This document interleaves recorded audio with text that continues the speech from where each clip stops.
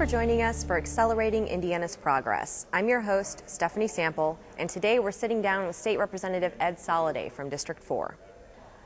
So Representative Soliday, I want to thank you for sitting down to talk to us today. Happy to be here. So the biggest issue this session is going to be the budget. Why don't we start there? Given recent state revenue projections, why don't you discuss the challenges facing the current budget-making cycle?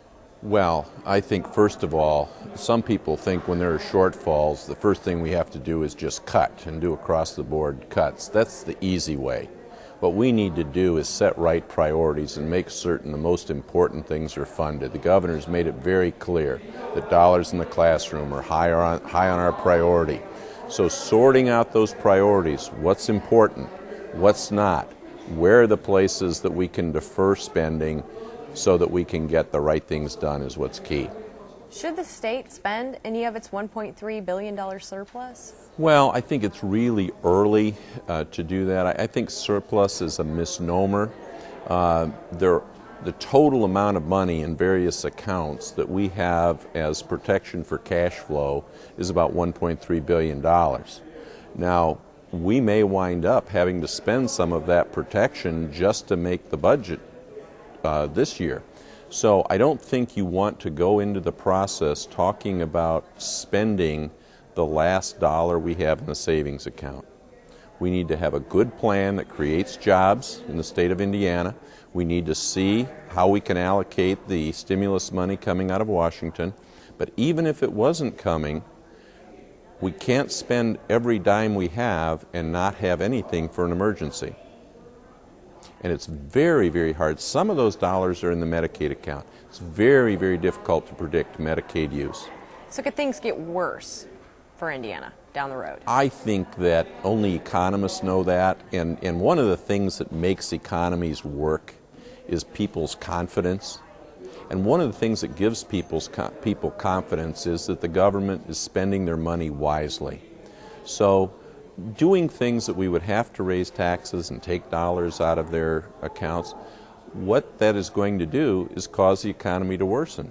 So what we need to do is restore public confidence. 70% of our economy is consumer spending.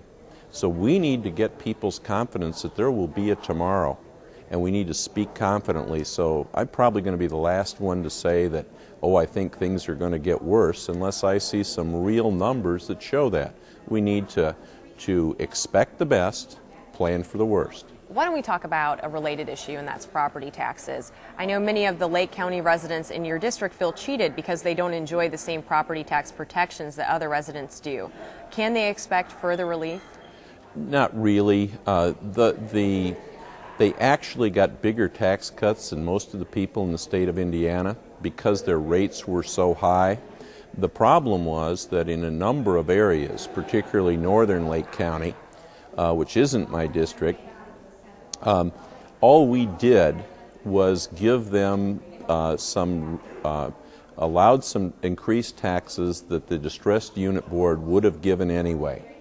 There were several counties. Now, we have Gary at the present time before the distressed unit board, and a lot of people misunderstand. They think the distressed unit board has a pot of gold and they're just going to give them some money.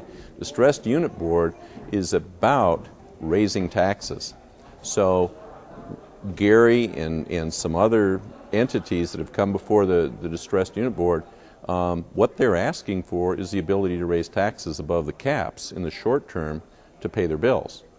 So what we need for them to get more relief is for them to lower their cost of government. And there remains a concern that assessing allows local governments to circumvent the recent property tax legislation through assessing property. This is particularly due to the recent decline in property values. What assurances do we have that assessments will remain fair? One of the real difficulties we have with the system known as trending is it never anticipated when it was passed the decline in property values. And by its nature, it's always 2 years behind. The assessment, the taxes you're paying are the value of your house 2 years ago. So some people had their assessed valuation go up significantly, some in my district. One of the things a number of us in the House I know feel strongly about, that trending isn't reflective of true economics. Things have value when they change hands. If you're very hungry and I have an apple, you might give me $5 for that apple. That does not mean that all apples are worth $5. So some of us are suggesting that maybe what we should do is tie the valuation, the assessed valuation, to some COLA, cost of living adjustment, and then catch up at point of sale. Because point of sale, you have declared, at least at that point in time, the value of that particular item. So if I were a merchant and sold you the apple for $5, I would get, if we charge taxes here, the tax on that value. If I sold it to you for $2, I would get the tax on that value. So the problems we're having with the trending system, and people who have their homes for sale and are continuing to lower the price, and yet their AV comes in at a higher level, are particularly frustrated. So if we tied it to a cost of living, I think everyone would feel more comfortable. They knew what was coming. Whether we can get that through the legislature or not, I don't know. Another issue this session, obviously, local government reform. Do you support removing township officials? I think it's way early in the game to do that. The way to, the general concept of reforming and reorganizing government, I support. But there are jobs in local government that need constitutional amendment.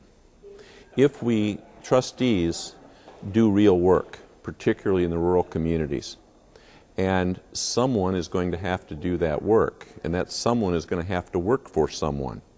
So I would support, let's settle those issues that require constitutional amendment, particularly in the areas of the county executive and finance. If we could get those two settled and to the people, because if the people vote no on those two issues, then who's the trustee going to work for? Some amorphous group of 3 people that whichever boss tells me the thing I want to hear is the one I work for? So I think the thing hinges, when you reorganize in business, you reorganize from the top down, not from the bottom up, because people want to know, who do I work for? And one of the things in reforming government is we want the people to know. Everybody's worried about the net dollars in savings. What we want is the people to know who's accountable. If the price, if their road doesn't get plowed or their taxes go up, we want them to know who to go to and who's responsible, instead of having 6 or 8 people that they can point, well, it was his fault and his fault. Remember, in the state of Indiana, we have 2% of the population and 8% of the government workforce in states. We're a little bit out of kilter to the rest of the state governments. Many constituents, especially in Lake County, don't really trust their county government, and they believe that this kind of transfer will only result in less efficient, more expensive government. What are your thoughts on that?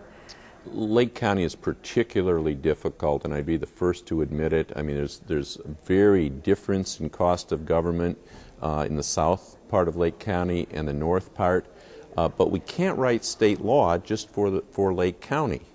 We need to write state law for the whole state. Now, there's some folks advocating that one size doesn't fit all. And that may be true, but I don't think we want a checkerboard of government. Now, in counties where we have this extreme difference in form of government and philosophy of government, we may have to do something by exception. But I would rather not write a law for Lake County that the 91 other counties have to abide by. I'd rather write one and grant an exception if we need to. Do you support school and library consolidation? To be honest with you, the real issue for me with libraries rests in a couple areas. Number one, parts of our state that have no library service. We need to find a way to solve that. Number two is working together to have large purchasing power, creating agreements. Consolidating them, quite frankly, in Porter County, where I live, most of the libraries are consolidated except Westchester. Westchester does an excellent job. They happen to have a museum connected to the library. I personally don't see any gain in accountability. The citizens know who their library people are. So this is not high on my list. High on my list is places that are unserved, finding a way to serve them, and getting counties and maybe multiple counties to work together and purchase in volume so that they can experience lower costs. But quite frankly, in the rural areas, the libraries are centers of community. And there's a lot of ownership among parents for their kids and among senior citizens in those libraries. So why do you want to, where is the real gain in messing with libraries? So Representative Soliday, I know you're very busy. I only have one more question for you, and it's about House Bill 1656. And I want to know, do you think that it will provide job creation through increased spending on local road construction maintenance? Well, in my opinion, no. What we're doing is moving money from one pocket to another. The positive side of the bill is it recognizes we need to get funds in the hands of locals for local roads where they're really hurting. They were hurting before 1001. We have to take care of that infrastructure. But moving it from the state, the unintended consequence is we lose about $700 million in federal matching, and that's about 14,000 jobs if you figure 20 jobs per million. So I don't think we want to do that. I think the politics of this is liable to blow us past the real need. We need jobs. Transportation is a good area where jobs can be created, but let's not give up huge amounts of federal funding so that we can pretend we're doing something for the locals. I think we'd be better to work through the bill and try to get the stimulus money rightly routed proportionately to locals. So Representative Soliday, thanks for sitting down with us today, and I hope you'll consider sitting down with us again sometime. It's always a pleasure, Stephanie. Thank you.